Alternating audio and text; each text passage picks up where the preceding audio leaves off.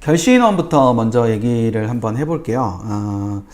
뭐 기본적으로 뭐 결시가 많다 뭐 그런 얘기들은 들으셨겠지만 이게 결시 자체가 조금 놀랍기는 해요. 그러니까 이게 그 이전에 잘 보이지 않던 수치들이 나오고 있어서 결시에서 이렇게 나오고 있어가지고 조금 좀 당혹스럽긴 했는데 이거를 제가 이제 보도자료 쓰면서도 조금 당혹스럽긴 했는데 2023학년도에 6월 모평하고 9월 모평의 결시율을 보면 6월 모평이 17.5%였는데 이것도 사실은 굉장히 높은 수치였어요, 실제로는. 그래서 저희가 생각했던 것보다는 결시율 자체가 좀 높아가지고 이렇게 결시율이 높나? 뭐 이런 생각을 했었는데 자세히 잘 보시면 접수 인원이 이제 뭐 많이 들으셨잖아요, 졸업생들 때문에.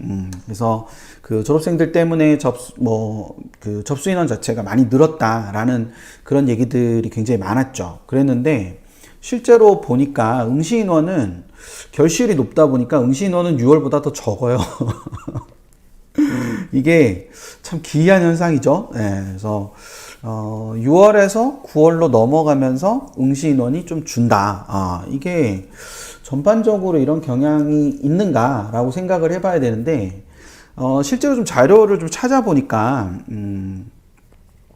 이게 궁극적으로 그런 해도 좀 있었어요. 그러니까 6월에서 9월로 넘어갈 때 응시 인원 자체가 전체 응시 인원 자체가 줄어드는 경우도 좀 있었습니다.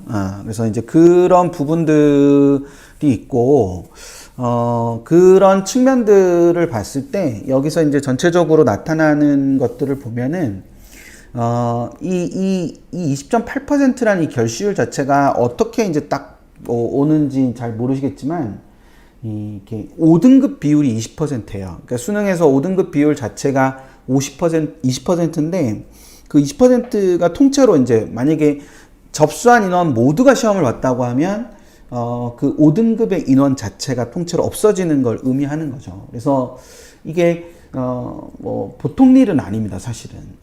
보통 일은 아니고 조금 많은 결시율이 있다라고 볼 수 있는데 이렇게 결시율이 증가하는 것은 수시 중심 전형들 중에서, 그러니까 수시 전형들 중에서 궁극적으로 이제 수능 최저가 없는 그런 경우에, 그러니까 그런 경우들이 좀 많이 발생을 하죠. 그래서 그런 친구들이 안 보는 경우들도 있고, 그 다음에 또 하나는 이제 준비가 안 돼서 이거 안 보겠다, 뭐 이런 생각들을 갖고 있는 경우도 종종 존재합니다. 그래서 그런 측면으로 보면 요게 이제 6평에 제가 이걸 똑같은 비슷한 표로 설명을 드렸었는데 그 6평에서 17.5%라는 거는 제가 4등급 또는 7등급, 4등급 또는 7등급의 6등급, 4등급 또는 6등급의 비율이 17%거든요. 이제 그렇게 보면 여기서는 4등급이나 6등급 정도가 사라지는 거고 여기서 5등급 정도가 사라지는 거니까 이게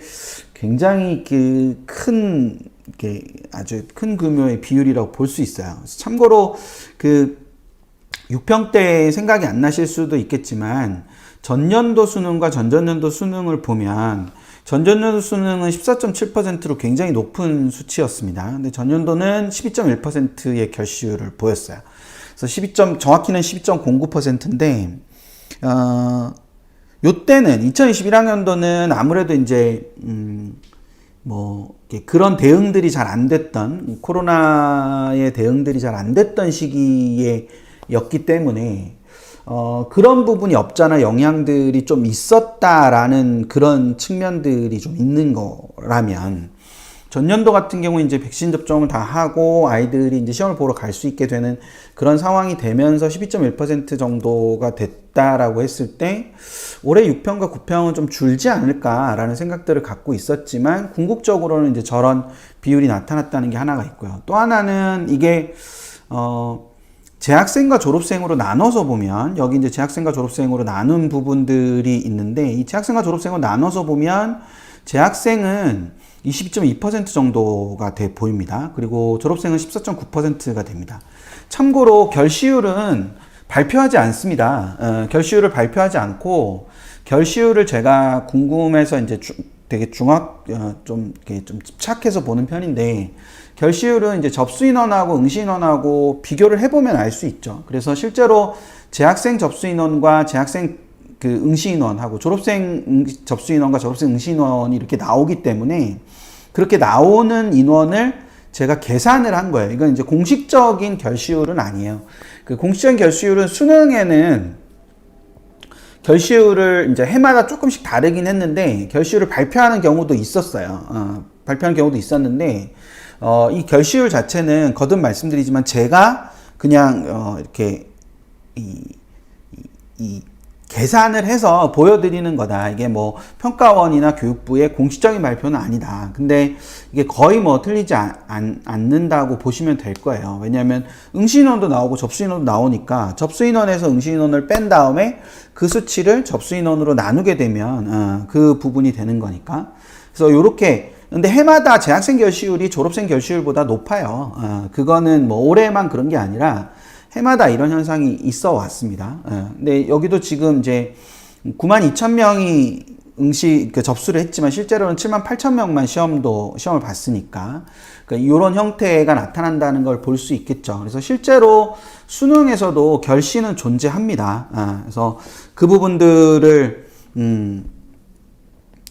그걸 갖고 생각을 해 두시면, 이런 결시율 자체가 그러면 어떤 영향을 미치는가라는 부분을 생각을 해 보실 필요가 있는데,